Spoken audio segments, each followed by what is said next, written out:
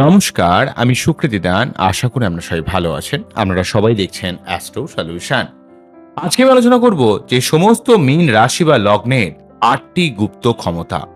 যেই ক্ষমতাগুলো সমস্ত মীন রাশি বা লগ্নের মানুষকে অন্যান্য রাশি বা লগ্নের মানুষের থেকে সার্বিকভাবে পৃথক করা যায়। এবং এই স্পেশাল ক্ষমতা মীন রাশি বা লগ্নের মানুষ এক অন্য লেভেলের মাত্রা প্রদান করে। কি সমস্ত ক্ষমতা মীন রাশি বা লগ্নের মধ্যে রয়েছে তা আমরা খুঁজে নেব। মূল আলোচনা আসার আগে আপনি জানিয়ে রাখি অ্যাস্ট্রো সংক্রান্ত নিত্য নতুন টিপস পেতে আমার এই অ্যাস্ট্রো সলিউশন চ্যানেলকে সাবস্ক্রাইব করুন এবং পাশে থাকা বেল আইকনে ক্লিক করুন। চলে আসি মূল আলোচনা। প্রথমে হলো দেখুন, মীন রাশি রাশিচক্রের দ্বাদশ ভাব, অধিকর্তা গ্রহ বৃহস্পতিদেব, জলতত্ত্বের রাশি এবং এই রাশিতে শুক্র উচ্চস্থ হয়। তাই দ্বাদশ ভাব হওয়ার জন্য মীন রাশির মধ্যে আধ্যাত্মিকতা, জীবনে প্রচুর কিছু লস হয়, খরচ হয়ে যায়, আনএক্সপেক্টেড খরচ লাইফে প্রচুর লেগেই থাকে। একটার পর একটা খরচ মীন রাশি বা লগ্নের জীবনে কিন্তু থেকে যায়। মনে করলেও জীবনে এই খরচ কিন্তু তারা অনেক সময় কমাতে পারে না। মীন রাশির জীবনে একটা আধ্যাত্মিক ব্যাপার রয়েছে। লাইফে প্রচুর স্যাক্রিফাইস করতে হয়, প্রচুর ত্যাগ স্বীকার করতে হয়। অনেক মানুষের জন্য ভালো কিছু করলে অনেক মানুষ বোঝে না, কিন্তু এই আধ্যাত্মিক ক্ষমতার জন্য ঈশ্বর তাদেরকে কিন্তু তারা যেই কন্ডিশনই থাকুক না কেন, প্রতিনিয়ত তাদেরকে ঈশ্বর কিন্তু অনেক হেল্প করে। বৃহস্পতির প্রভাবিত হওয়ার জন্য অনেক বিষয় তাদের জ্ঞান থাকে। তাদের মধ্যে একটা ধার্মিক ভাব, তাদের মধ্যে মানুষের প্রতি দয়া মায়া, জীবনে যেই অবস্থায় থাকুক না কেন তারা কিন্তু অনেক উন্নতি করতে পারে। এবং জলতত্ত্বের হওয়ার জন্য তাদের মধ্যে একটা ব্যালেন্সিং ক্ষমতা রয়েছে। শুক্র উচ্চস্থ হওয়ার জন্য একটা ক্রিয়েটিভ মাইন্ড, জীবনে বড় কিছু করা, বড় কিছু ইচ্ছা, এগুলো কিন্তু আমরা মীন রাশি বা লগ্নের মধ্যে প্রতি মুহূর্তে খুঁজে পাবো। তাই মেনলি ভাবে বলতে গেলে আমি যদি টোটাল মেন ৮টা গুপ্ত ক্ষমতার কথা বলি, নাম্বার 1 যেটা বলবো, সমস্ত মীন রাশি বা লগ্নের মধ্যে রয়েছে এক অপার কল্পনা শক্তি এবং প্রচন্ড ধৈর্যশীলতা। যে কোনো নেগেটিভ পরিস্থিতিতে তারা কিন্তু অনেক ধৈর্যশীল হয়। তারা নিজেরা 100% দিয়েও যে কোনো কাজকে, প্রয়োজন পড়লে 100% কেন 200% দিয়েও যে কোনো কাজকে টেনে বার করে আনার চেষ্টা করে। এবং এরা অত্যন্ত একটা কল্পনা বিলাসী, নিজের কল্পনায় থাকতে ভালোবাসে। কল্পনায় বা ইমাজিনেশন পাওয়ার এদের খুবই প্রখর হয়। যে কন্ডিশনেই থাকুক না কেন, স্বপ্ন দেখে কল্পনা করে একটা মুহূর্তকে আলাদাভাবে অনুভব করে। এই ক্ষমতা মীন রাশিকে এক অন্য লেভেলের মাত্রা প্রদান করে। তাই অনেক সময় দেখতে পাওয়া যায় এই কল্পনা শক্তি এত ভালো হয় বলে অনেক মীন রাশি বা লগ্নের মানুষদের মধ্যে একটা লেখনী শক্তি, কোনো আর্টিস্টিক কিছু কাজ যেখানে আলটিমেটলি ভাবার প্রয়োজন হয়, যেখানে কল্পনার প্রয়োজন হয়, এমন কোনো ক্রিয়েটিভ কাজে মীন রাশি বা লগ্নের মানুষেরা জীবনে অনেক দিক থেকে অনেক উন্নতি করতে পারে। কেননা তাদের মধ্যে এক অপার কল্পনা শক্তি কিন্তু রয়েছে। যে কোনো নেগেটিভ পরিস্থিতিতে তারা কিন্তু অনেক ধৈর্যশীল হয়। ধৈর্য সহকারে তারা কিন্তু যে কোনো কাজকে টেনে বার করে আনার চেষ্টা করে।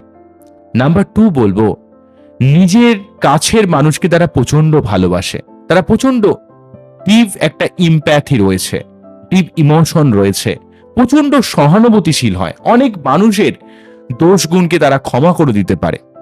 নিজের কাছের মানুষকে প্রচন্ড ভালোবাসে, নিজের কাছের মানুষকে কিভাবে ভালো রাখবে তার জন্য আপ্রাণ চেষ্টা করে। বিশেষ করে মীন রাশির মানুষরা তার নিজের লাইফ পার্টনারকে, তাদের সন্তানকে, তাদের পরিবারকে এত বেশি ভালোবাসে, এত বেশি প্রোটেক্ট করার চেষ্টা করে যে নিজের কোন অবস্থায় সে দাঁড়িয়ে রয়েছে তা কিন্তু চিন্তা করে না। তাই অনেক সময় দেখতে পাওয়া যায় ওভার প্রোটেক্টিভ ব্যাপার বা অত্যন্ত বেশি করতে করতে নিজের ব্যাপারে আর যত্ন নেওয়া হয় না, এমন কিন্তু মীন রাশির মধ্যে দেখতে পাওয়া যায়। কারণ মীন রাশির মানুষেরা অত্যন্ত সহানুভূতিশীল হয়। তাদের মধ্যে মানুষের প্রতি দয়া মায়া ভালোবাসা, পরের দুঃখে যে দুঃখকে নিজের দুঃখ মতো মনে করে যে ফিল করা, এই ব্যাপারটা কিন্তু আমরা মীন রাশির মধ্যে প্রতি মুহূর্তে খুঁজে পাবো। নেক্সট যেটা বলবো, প্রচন্ড আধ্যাত্মিক এবং সিক্স সেন্স খুবই প্রখর হয়। কেননা এদের ষষ্ঠ ইন্দ্রিয় এতটাই প্রখর, কোনো কিছু বিষয় আগে থেকে যেন ফিল করতে পারে। কারণ এক তো দ্বাদশ ভাব, শুক্র উচ্চস্থ হওয়ার ভাব। শুক্র উচ্চস্থ হলে তাদের মধ্যে অটোমেটিক্যালি ভাবে একটা সিক্স সেন্স বা তারা যে কোনো ব্যাপারকে, তাদের ষষ্ঠ ইন্দ্রিয় খুব প্রখর হয়ে যায়। তাদের মধ্যে যেমন একটা ক্রিয়েটিভ পাওয়ার থাকে, তেমন তাদের মধ্যে যে কোনো ব্যাপার আগে থেকে ফিল করার এক ক্ষমতা রয়েছে। এবং দ্বাদশ ভাব হওয়ার জন্য তাদের মধ্যে অন্য লেভেলের একটা আধ্যাত্মিকতা কাজ করে। তারা সব সময় একটা ধ্যান, জপ, তপ, মন্ত্র পাঠ, এই বিভিন্ন মাধ্যমে আপনি যে ধর্মাবলম্বী হন না কেন, সেই সংস্কার বা সেই যে সিস্টেম, সেই যে কালচারকে যথেষ্ট মর্যাদা দিতে পারেন। মীন রাশির মধ্যে এই ব্যাপার একটা রয়েছে। এবং একটু অনেক সময় দেখতে পাওয়া যায় মীন রাশি ব্যাপারটাকে মানে, কিন্তু একটু বেশি কাল্পনিক ব্যাপার, হয়তো আদেও হয়তো ওগুলোকে অত মানার দরকার নেই, একটু বেশি মানে, এমনও দেখতে পাওয়া যায়। ঠিক আছে? তো একটু ভূতের গল্প, একটু অন্য রহস্যময় কোনো ব্যাপারের কোনো গল্প, এগুলো শুনতে বা শোনাতে খুব ভালোবাসে। বা যেগুলো মানুষ একটু ভয় খায়, মানুষ একটু অবাক হয়ে যায়, এই ধরনের ব্যাপারও কিন্তু তাদের মধ্যে রয়েছে।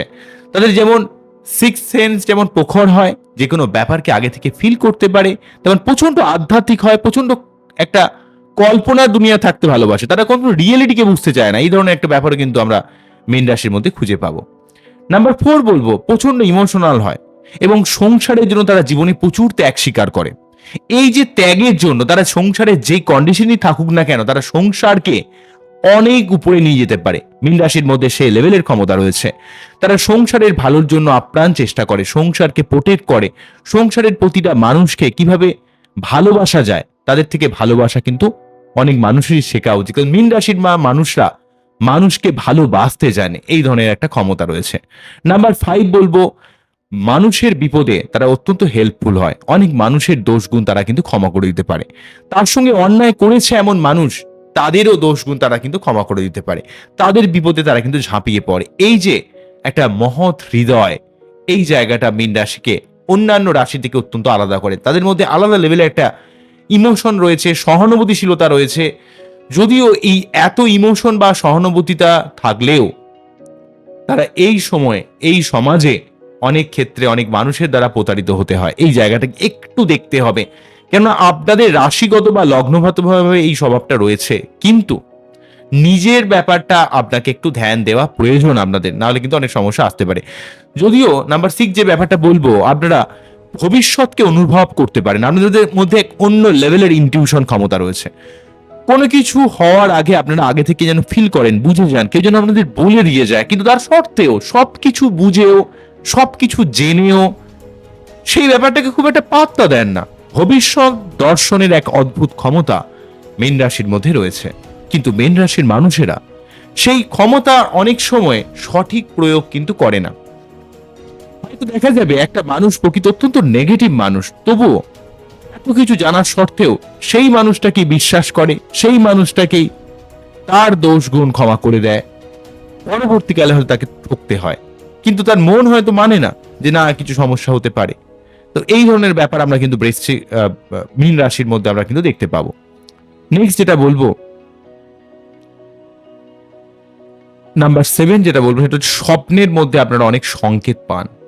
স্বপ্নের মধ্যে ঈশ্বর আপনাদের কিন্তু অনেক সংকেত পাঠায়। অনেক সময় দেখতে পাওয়া যায় মীন রাশির জীবনে কোনো ভালো কাজ হওয়ার আগে অনেক ঈশ্বর প্রদত্ত কিছু স্বপ্ন তারা দেখেন।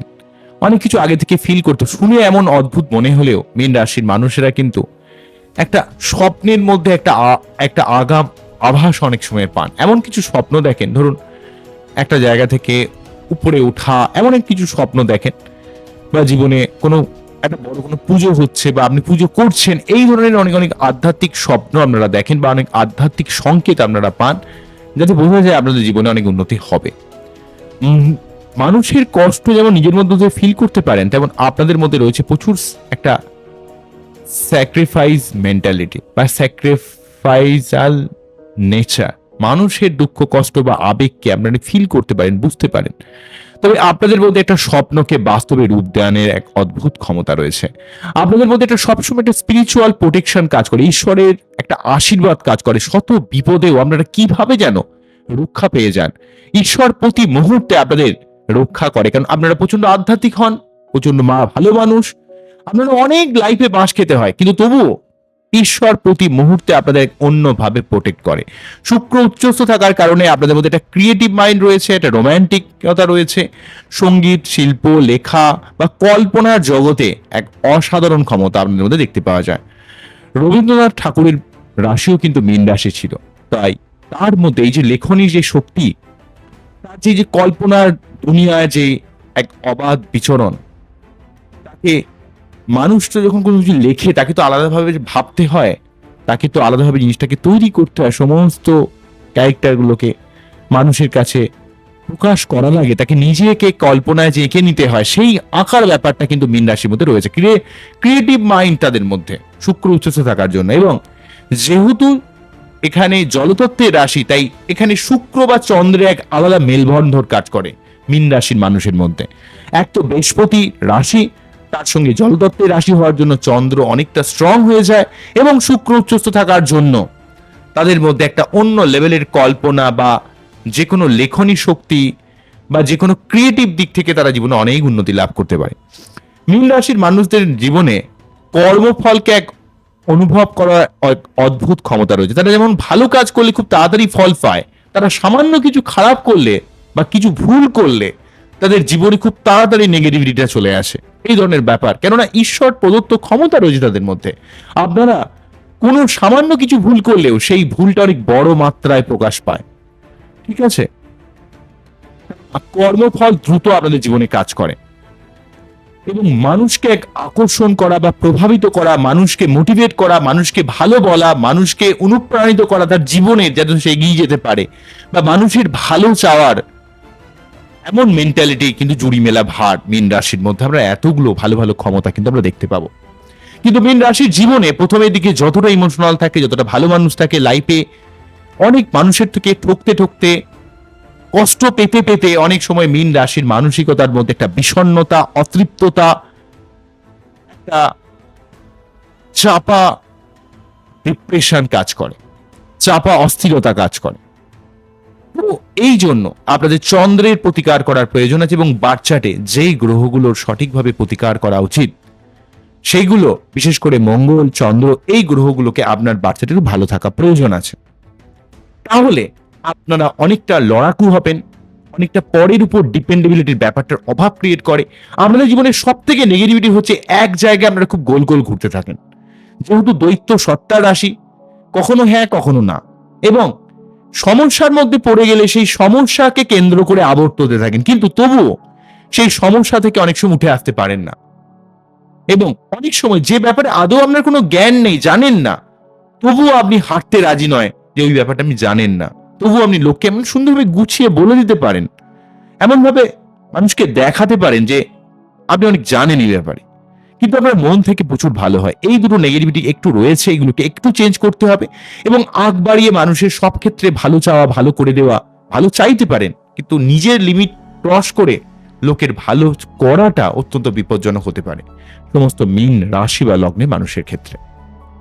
এই হলো ওভারঅল ব্যাপার। আপনাদের ক্ষেত্রে যখন শনি সাড়ে সাথী চলে তখন সব থেকে চাপের হয়। যেমন এই মুহূর্তে শনি সাড়ে সাথীর সেকেন্ড ফেজ চলছে 2025 মার্চ থেকে 2027 জুন পর্যন্ত। এই সময়টাতে একটু অত্যন্ত মানসিক চাপ বা যাচ্ছে, তার জন্য যখন যখন আপনাদের সাড়ে সাথী চলে তখন কিন্তু একটু শনিবার নিরামিষ খাওয়া, শনি মন্দিরে পুজো দেওয়া, এবং একটু বাস্তববাদী হওয়া, কল্পনার দুনিয়া থেকে একটু সরে আসা, রিয়েলিস্টিক ভাবে ভাবা, এগুলো করলে আপনারা অনেকটা সমস্যা জীবন থেকে কিন্তু কাটিয়ে দিতে পারবেন।